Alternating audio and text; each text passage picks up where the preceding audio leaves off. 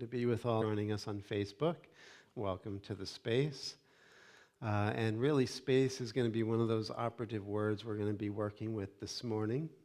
We've mentioned this in previous talks, that as we understand space within the physical universe, there is a metaphysical view of space that is really crucial to understanding how we as spiritual beings are constructed, or our spiritual anatomy, you can say, has much to do with this metaphysical space. So we'll see how that all plays in to our understanding of today's conversation. We're also going to be looking at some of the teachings of Kabir in light of recent events. Again, we're going to sort of make our way from the foothills up to the mountain peak. So in order to do that, we have to sort of get our orientation and then find our trajectory and head out on our journey. I think that's a very important thing to recognize, that oftentimes, we want to get to the top of the mountain and, we don't realize that there is a path to traverse, which will eventually bring us to a recognition, as it says in A Course in Miracles, this is a journey without distance to a place that you've never left. So when we talk in these metaphorical terms of a journey up a mountain, what we're really doing is we're recognizing that we are putting distance between ourselves and our spirit identity right now. And this whole conversation is a journey up the mountain, but it's really this metaphysical or non-physical mountain that's made up of beliefs and thoughts and opinions and judgments and all types of thoughts, good and bad. And these are the buffers and the blocks that have us not recognizing that we are already at the top of the mountain and we are already home. And it's only because we dwell within the lower places and fixate on those lower ideas that we don't think we are who we are. And that's what makes us sad and anxious and upset and angry. And it's really just a trick of mind. This is what we oftentimes point out in the esoteric teaching. So Kabir is going to help us with that. We're also going to be looking at, again, the Yoga Vashishta, which is one of those great non-dual teachings that basically keep reminding you that you are already what you're seeking for. And it's just a matter of getting clear and uncovering who you are. And then we'll, again, finish up, I think, with some of the teachings of A Course in Miracles. But before we get into everything, we want to get into the stillness of the present moment, because that really is base camp. And we want to recognize that without first stabilizing our breath and our attention, that none of anything that follows will really do us any good. So find yourself just settling into your seat, nice straight back.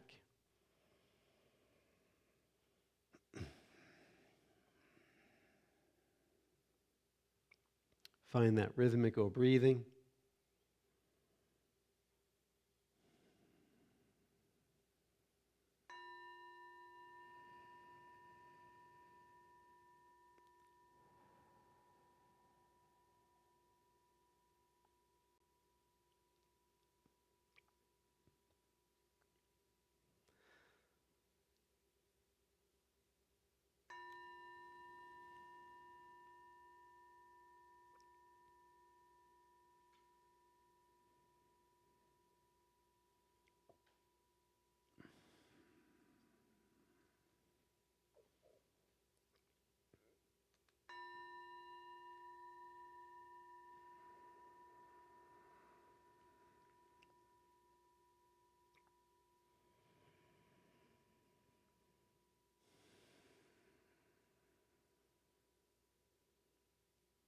Take this opportunity to relax into the space of your own breath.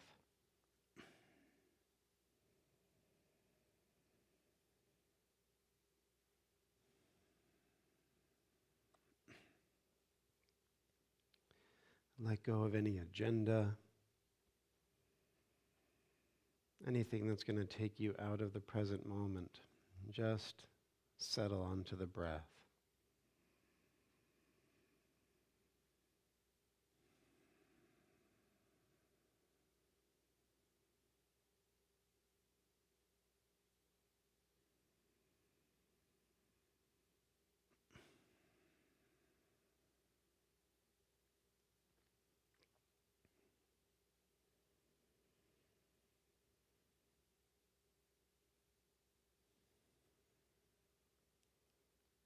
And become aware of the witnessing attention. You can be witnessing the arising and falling of the breath. You can be witnessing your emotional or feeling state, your thoughts, your bodily sensations. Whatever's arising, let it be what it is. Don't try to fix or change it, but pay more attention to the witnessing rather than the objects witnessed.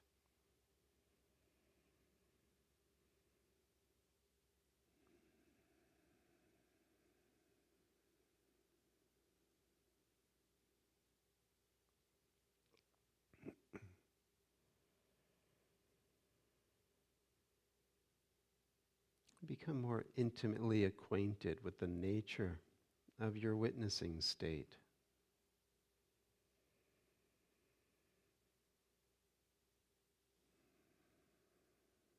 Realizing that the witness can never witness itself. It is pure witnessing.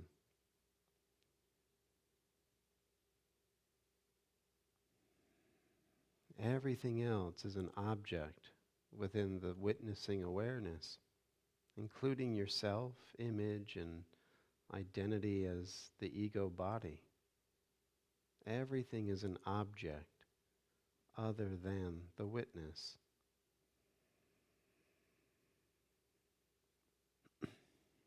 Everything changes, comes and goes, blooms and fades, is born and dies, except the witness.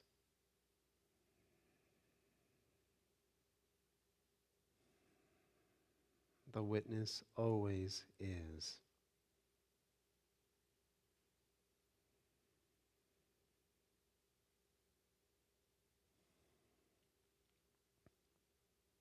The witness is always still.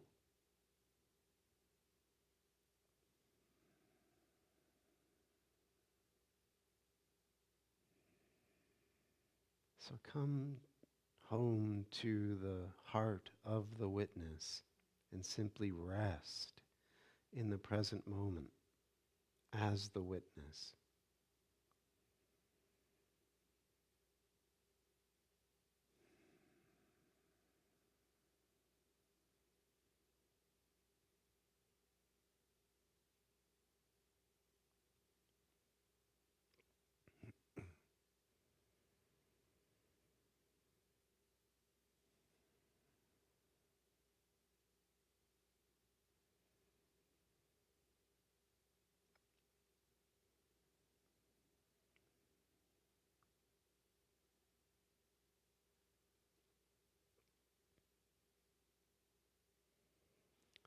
And so we just want to invoke the presence of the Holy Spirit, which will bring grace into this witnessing experience, so that we witness a transformation in consciousness.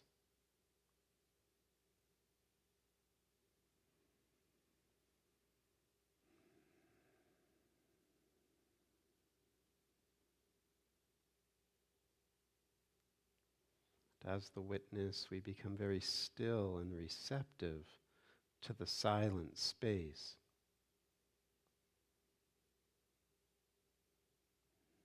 Knowing that the Holy Spirit is the voice in the silence.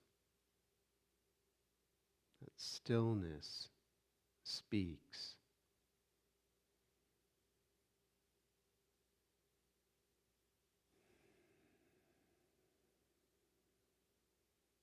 And it is by this voice that we are guided this morning into all truth. And so it is. Amen.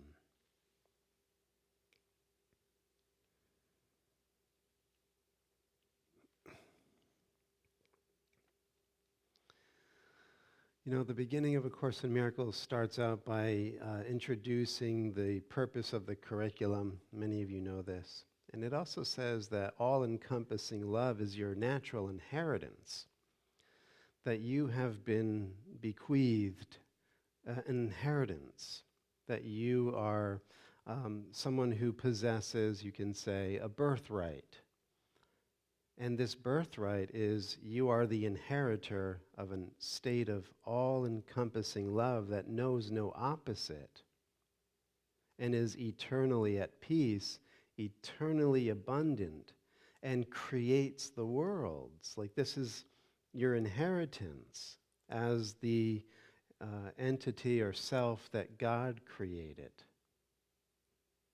You can't ask for more because there isn't anything more than this, than who you really are as this all-encompassing self. And of course, we are in a process of remembering this or learning this. And so we have to undergo what the Course is saying is the undoing of all the things that block our awareness of our natural inheritance, which is being the all-encompassing love.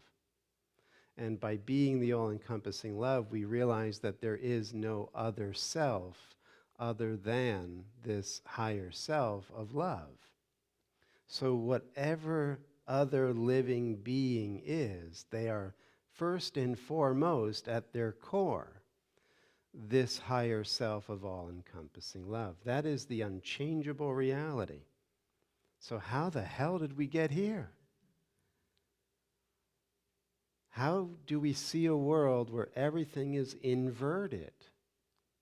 Everything denies this natural inheritance, making this world, by definition, very unnatural. And so it really comes to pass then that we have a journey to take, this journey without distance, to reclaim this lost heritage, this lost identity. You know, and there have been many stories that have been told. Buddha told a story of the rich son that wandered away and got lost in poverty and became so identified with this amnesic state of being a poor beggar that when he did see his father afar off one day walking through the property of his father, he couldn't recognize his father. In fact, when he saw his father sitting on the throne with all the attendants around, he got very nervous. And in the Lotus Sutra, the Buddha says that the son thought that if he were to remain anywhere near this guy's property, they're going to abduct him and force him into slavery. So he better get the hell out of there. And he ran away. But before he ran away, the Buddha saw him and recognized that this is my son. So he told one of his attendants, you know, go and get him for me.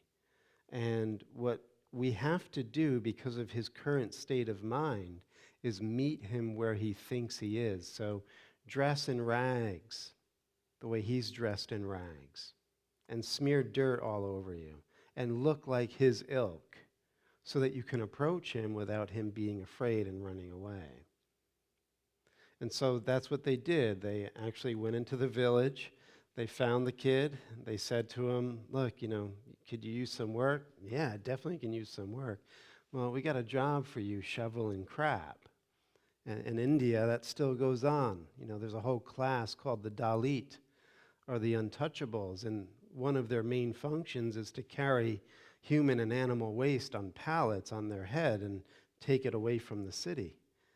So this is exactly what they're saying here in the story of the Lotus Sutra, that this heir apparent couldn't accept who he was at first, and therefore saw only through the lens of his own impoverished state of mind. And shoveling crap was an opportunity.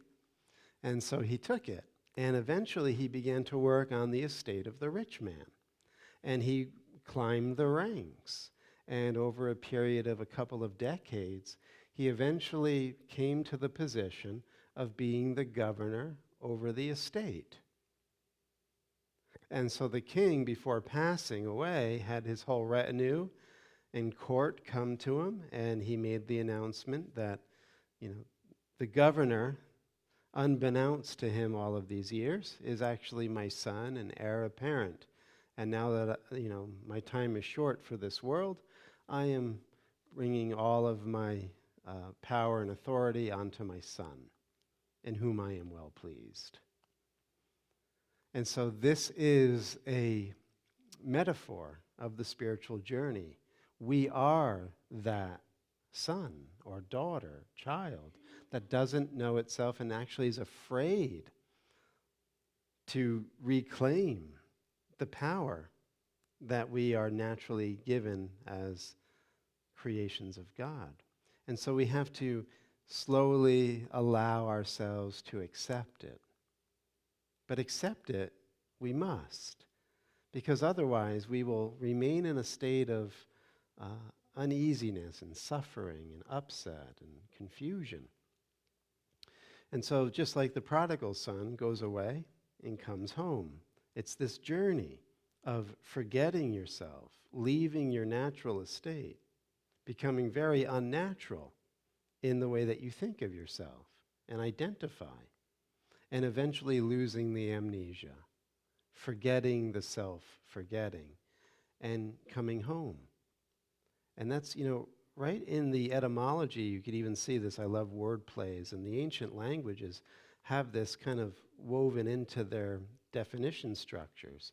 The word for truth in Greek is aletheia, and that literally means the negation or undoing, which is the prefix a or alpha, of lethe, which is the forgetting. In Greek mythology, there was the water of lethe that all the souls would drink before coming into the physical world, the waters of forgetfulness, and then they would incarnate.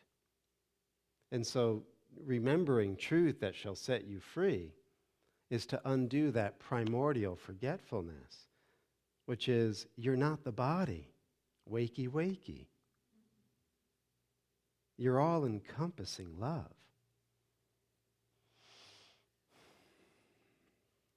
And the journey is a journey of undoing all of the self-limiting beliefs that are denying that natural inheritance. And it's denying it in a voice within your head that calls itself you, which makes it so convincing. We talked about the bamboozle last week. This self-deception or amnesia or self-forgetting is so subtle that we overlook it every moment, and we are asleep in the forgetfulness, identified as this little self that is afraid of its power and not sure to trust its source and come home. So all of that is a preamble to some of the things that we're going to look at now in Kabir.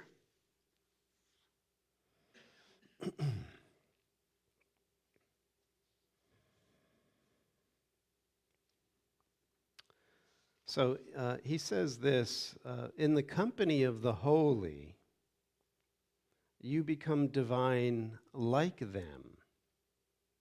In the company of the evil, the little gold in you turns to lead. So beware of the company you keep, is really what he's basically getting at.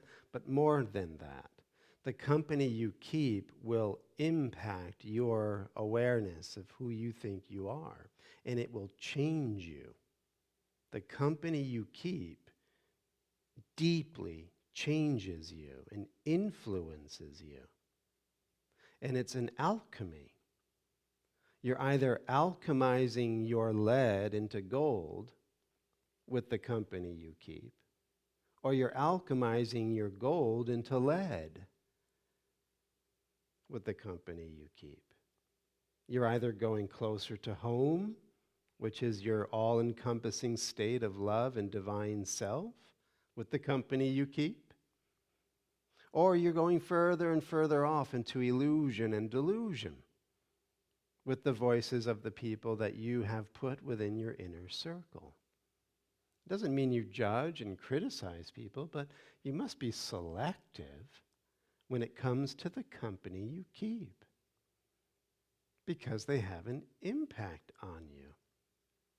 That's not just your family and friends and colleagues that you let into your inner circle, but it's also the media sources that you're listening to and trusting. That's also keeping company. You're letting them in your home. In fact, just a brief aside here, they've done studies. When you turn on your TV, your brainwave function immediately goes into a receptive, subconscious state. Your critical functions are oftentimes blunted or completely bypassed, and you become totally open to the influence of whatever you're watching based on the wave and frequency of that broadcast, that energy, that electrical signal going to your brain. That's why they call it programming. So the company you keep and the news sources that you're listening to, as an example, is going to dump right into your subconscious. And that's either going to bring you into a higher state of understanding yourself as all-encompassing love, or it ain't.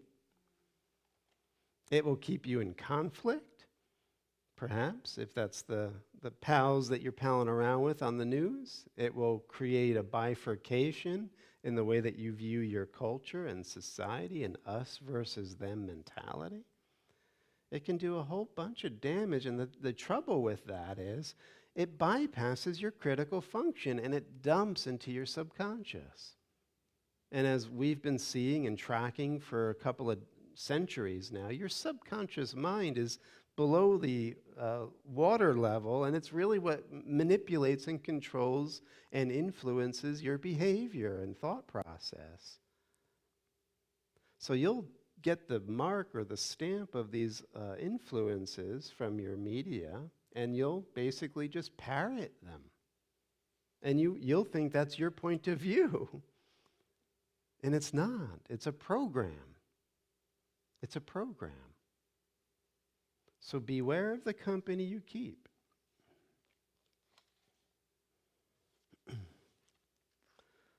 So Kabir here. I wander from land to land, he says. Fantasy rules everywhere. The one I'm looking for is hard to find.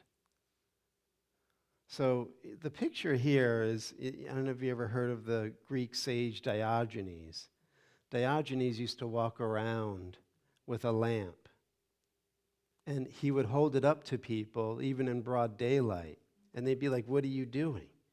And he's saying, "I'm looking for a true man, a true person, a real human being." And Kabir is playing on this theme, wandering around, looking.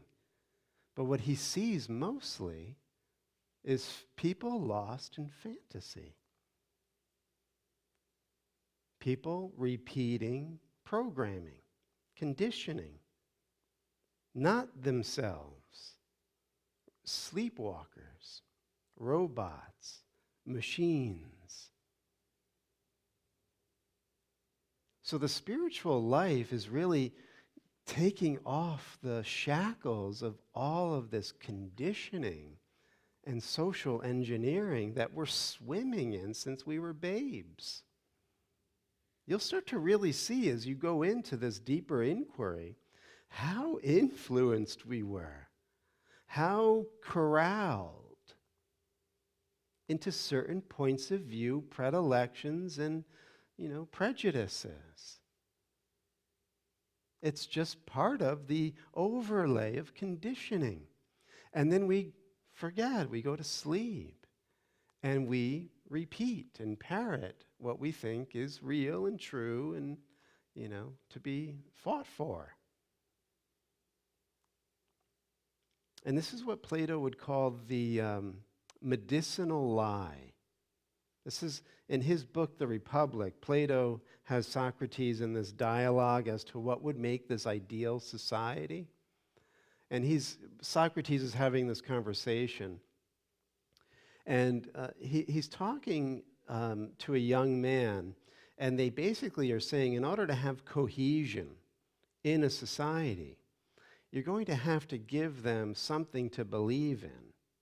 And most people aren't ready to accept the truth. So you have to give them something that will bind them together as a society, as a social unit. But it will not be the truth. That's why Plato would call it a medicinal lie. It serves a function of social cohesion. But at its heart, it's really not true. It's like Santa Claus. Everybody can get on board with Santa Claus, and up until a certain age, that's real.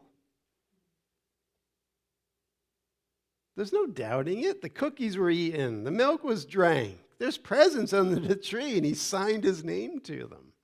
That's real. I have proof. There's no Santa Claus. But up until a certain age, you really believe that. And it would be devastating to a mind not yet ready to let go of the conditioning, to think that there is no such thing as Santa Claus. Their hopes may be dashed. Their world might spiral into despair. No flying reindeer? No North Pole? But we see these shows every year. Everybody's on board with this medicinal lie. So just like these stages of development from childhood to maturity, and you shed these conditioned beliefs and you see through the social lies that are there as, cohesive agents for an orderly society, you'll start to see through a lot of the other stuff. Dare I be so anarchist this morning?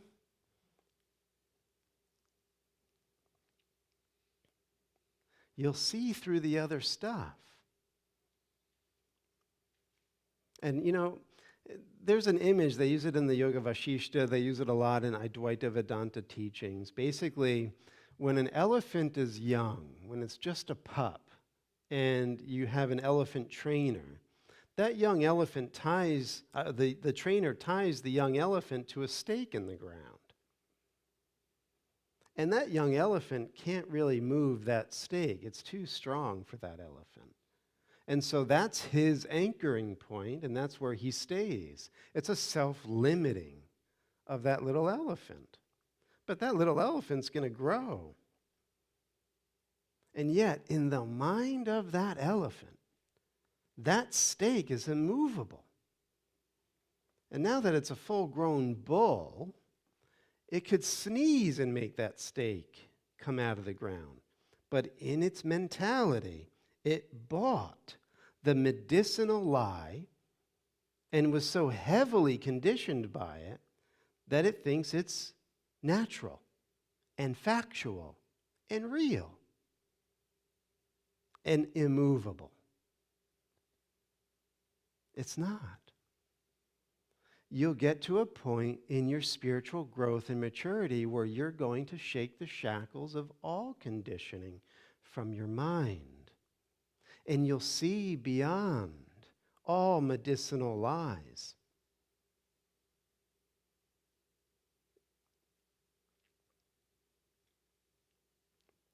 So it's about getting out of fantasy and being a real human being, an awakened human being, not a dupe in somebody else's game.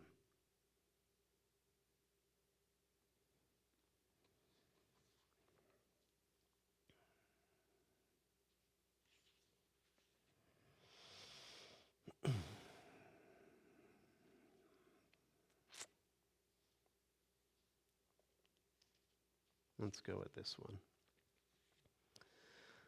Heaven and hell are for the dumb, not for those who know him,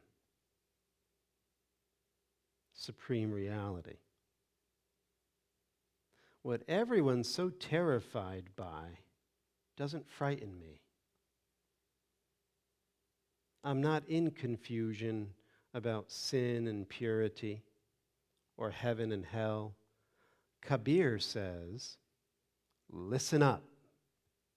Wherever you are is the door to him, the door to the supreme reality. It's a journey without distance to what is already yours, who you already are.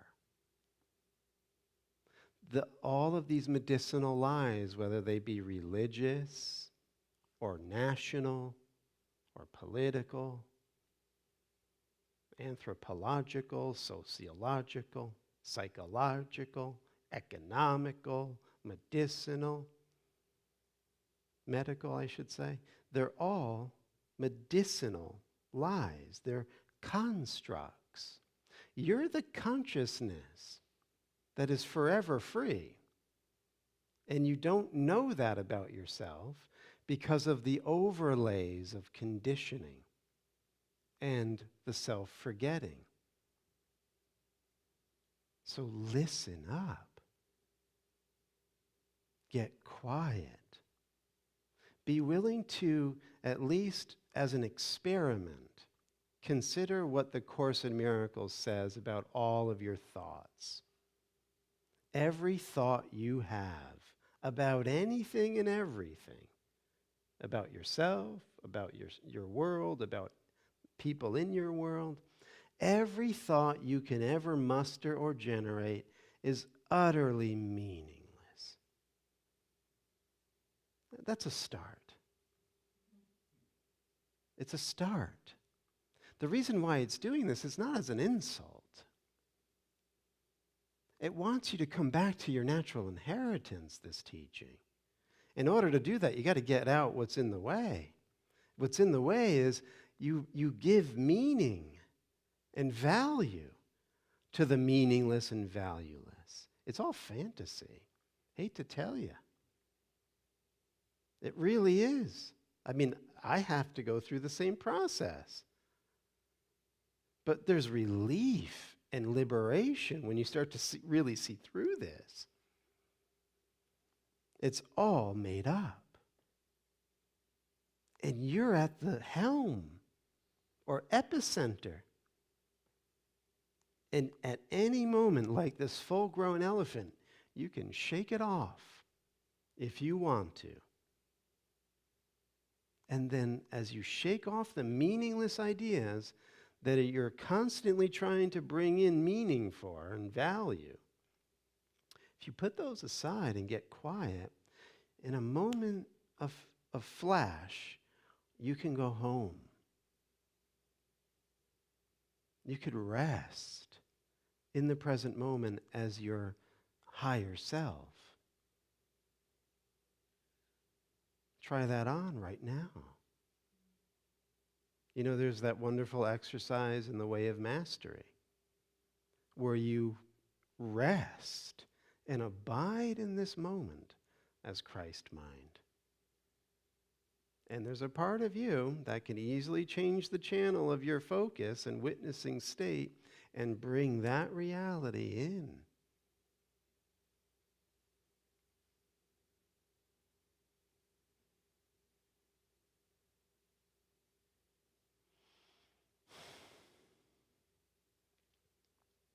This is not a fantasy. This is the undoing of all fantasy. It is the truth that shall set you free and end your forgetfulness.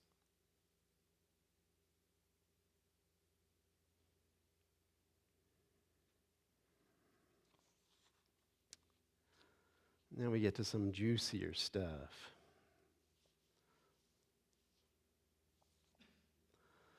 So here's another from Kabir. Drunk on one view or another The world staggers from delusion to delusion. You see this? All worldly views are delusions. You don't know what you're really even looking at. It's going through the filtering lens of the company you keep. I don't mean to bring up a worldly event, but just one example. Do you remember during the first Iraq war when America was on the fence about going in and bombing Saddam Hussein because of Kuwait? Do you remember in front of the Senate there was this little Iraqi girl who was hysterically crying about all of the babies that were left in the maternity ward in Iraq when Saddam's forces came in and they were kicking over the cribs and the respirators for these little children and killing the nurses and the doctors? Do you remember any of this? It's actually what got us into Desert Storm. Come to find out, that little girl was a paid actress.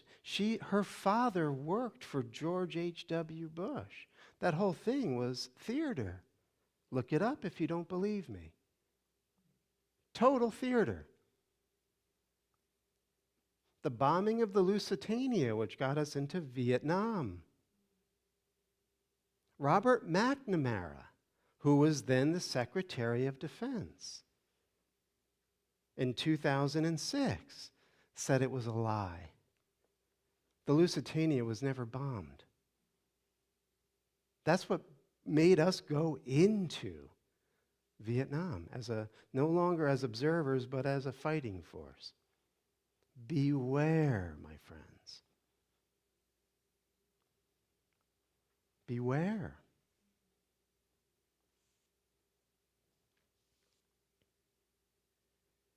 Drunk on one view or another, the world staggers from delusion to delusion.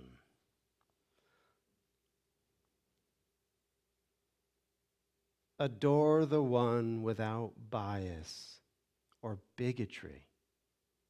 Enlightenment engolden's you, makes you blissful and holy. The one is in all things, acting from all sides in all ways at once. Realize the one. You'll grow perfect vision. The drop sees the ocean with the own ocean's eyes. So again, as you're sitting here listening, abide as Christ mind. You can slough off that costume that you walked in here wearing. That's not you.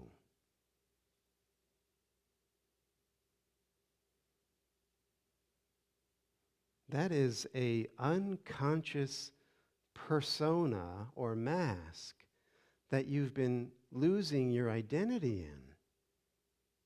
And it's just a bucket of conditioning. And as long as you abide as that little actor in this bigger movie that you're not really in control of, you're the effect of, you'll be a dupe in someone else's game. This is what waking up means. You're no longer under false powers and principalities and rulers and the forces of darkness in heavenly places.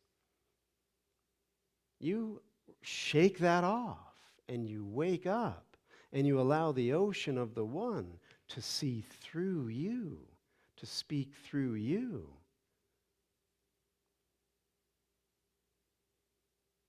That's what this practice is, but here's the rub.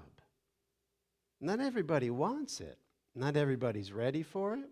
And in fact, as Jesus said, these are the pearls that those who have them should not cast before swine. The esoteric teaching is the pearl. The swine is a mentality that doesn't appreciate the pearl, can't even assess the value of it, because it's caught in the fever of delusions and bigotry.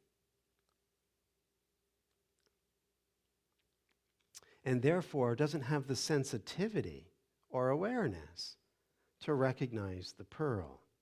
And Jesus says in the gospel that that mentality will step on that pearl and ground it into the mud and turn around and attack you who tried to give it to him. So, again, beware of who you share these teachings with. Let the higher guidance guide you. And this is kind of where I wanted to pick up a little bit from the Yoga Vasishta.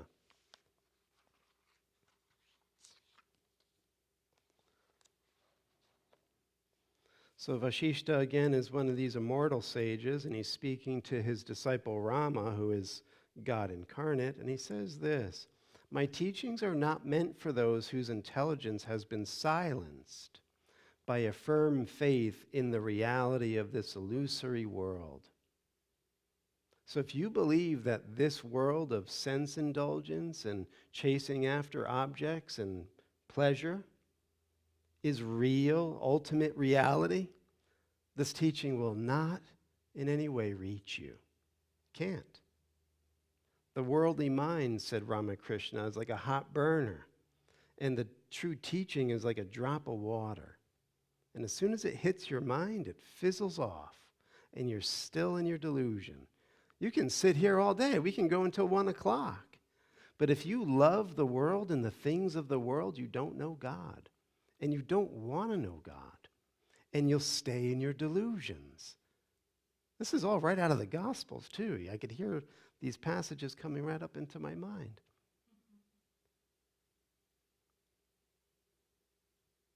So the important thing is to realize that if you want to wake up, you have to give up the world you made. The world that you think is real. And all of the bigotry and prejudice that you've been harboring in your heart.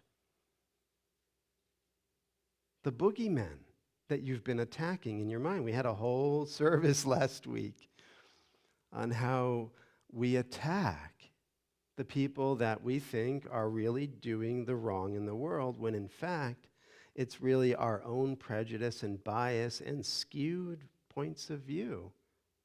Because underneath it all was the original attack on myself. It's the only reason why I'm attacking this boogeyman now. I can only give what I have.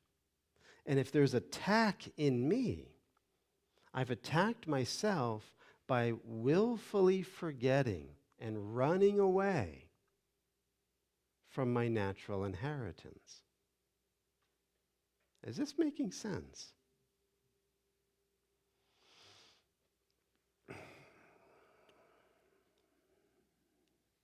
So, my teachings are not meant for those whose intelligence has been silenced by a firm faith in the reality of this illusory world and the consequent striving for the pleasures of this world.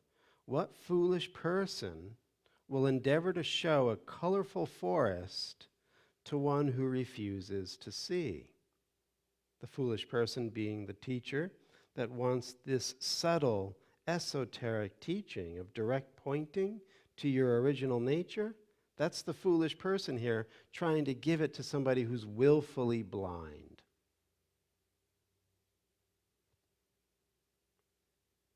Who will strive to educate that person whose nose has been eaten away by leprosy in the delicate art of distinguishing different perfumes? Who will instruct the drunkard in the subtleties of metaphysics? Who will make inquiries concerning village affairs from a corpse lying in the crematorium? And if a fool does just this, who can dissuade him from such foolish attempt? Even so, who can instruct that ignorant person who finds it difficult to govern the mind which is dumb and blind. So what he's also alluding to here in the examples given, the illustrations, is in order to suss out and rest in your true spiritual nature, it takes a higher sensitivity, a subtle listening. In fact, he says in A Course in Miracles that the return of Christ, or the second coming of Christ, is really just a return of sense. Christ is here. You're Christ. But the mind has become so blunted and blind by the pleasures of the world and making illusions real and making the meaningless meaningful and valuing the valueless, that the mind has literally blocked itself from its own natural inheritance.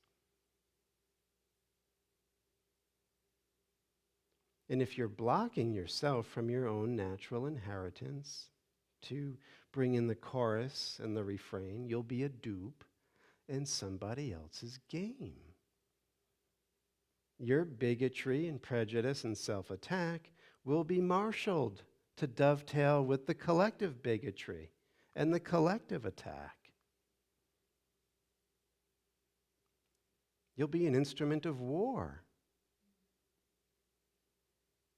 and murder, complicit in murder.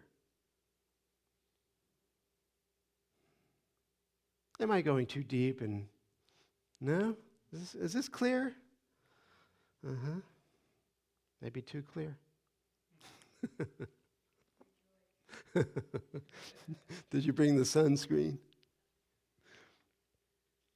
So Vashishta continues, he who comes forward to remove the sorrow of people of perverted intelligence is endeavoring to cover the sky with a small umbrella.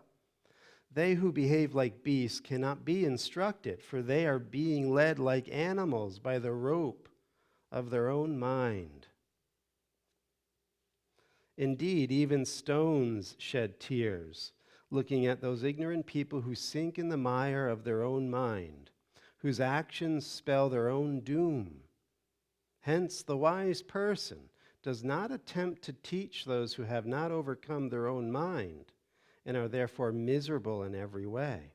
On the other hand, the wise do endeavor to remove the sorrow of those who have the willingness to conquer their mind and who are therefore ripe to undertake self-inquiry, to give up the myth of Santa, to end the medicinal lies, like we're in a democracy. There, I said it.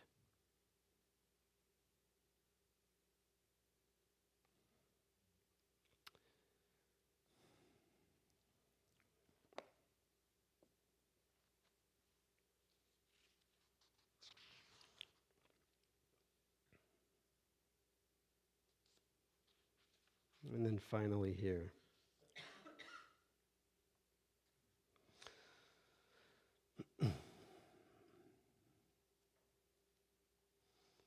Once the realization that I am the self of all has arisen, one does not again fall into error or sorrow. It is this self alone which is variously described as the great void, nature, Maya, God, consciousness, Shiva, Purusha, etc. I am the self of all. That alone is ever real. There is nothing else. So when we give up our bigotries, our prejudices, all of the meaningless things that occupy our minds, all of our conditioning and our programming, all of our attack thoughts and trying to deflect and disassociate from our own self-attack and making villains out there pay for our own self-attack, or on a more collective scale that we're, the superhero coming in to save everybody with the white suit, when nothing can be further from the truth.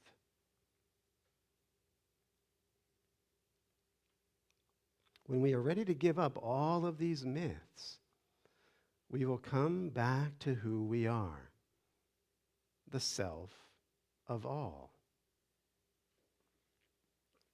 And therefore, to attack anyone is to attack yourself. And then we'll end here with some Kabir.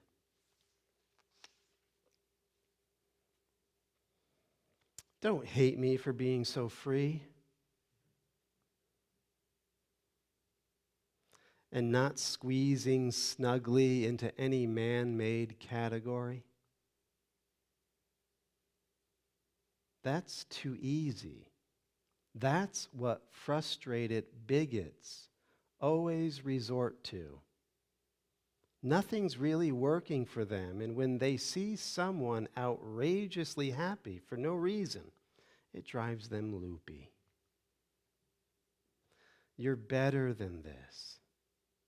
You could be the example.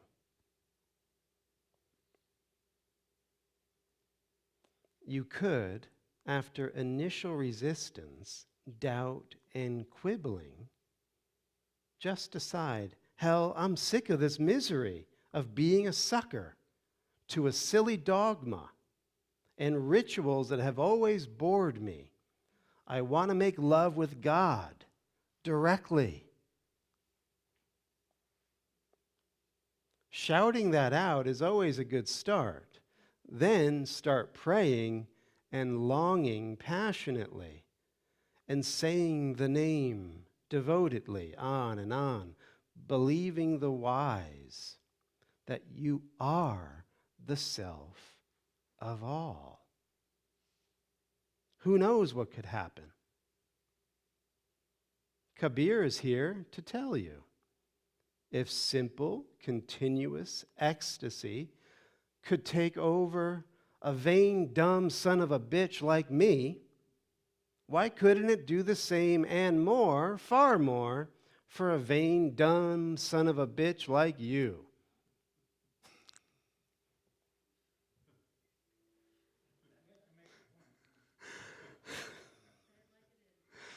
Indeed. And then finally here, before age and illness wrestle you down, before death's shadow eclipses your body, before senility muddles your speech, worship him, adore the one. Whatever you need to do, don't wait.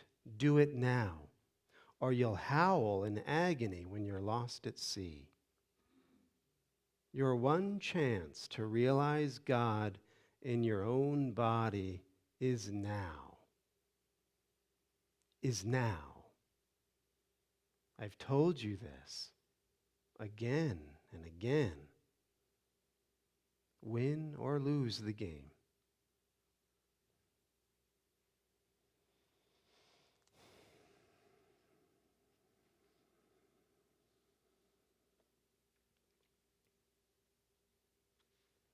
Blue bag is going to go around. If you're joining us on Facebook, you can click on the link below and donate there. Thank you. Please remember to put in, it's for the 8 a.m. service if you go to the website donation page. Thank you. And Joe has a cordless mic for anyone who wants to scream, yell, or send love and has any questions. Hi to Lisa. Lisa wishes she could be here, but she can't this morning.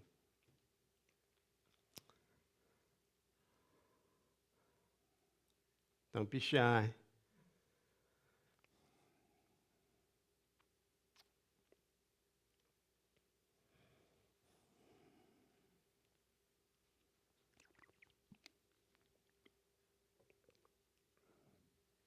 Let's bless the offering.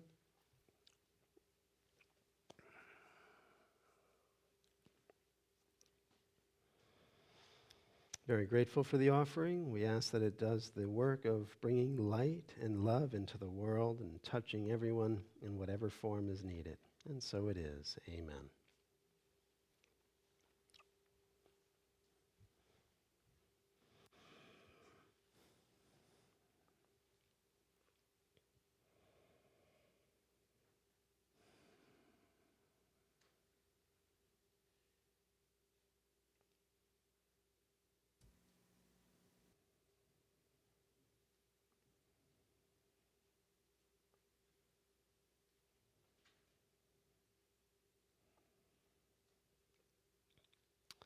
Okay, my friends, we'll stand and close out with the unity prayer.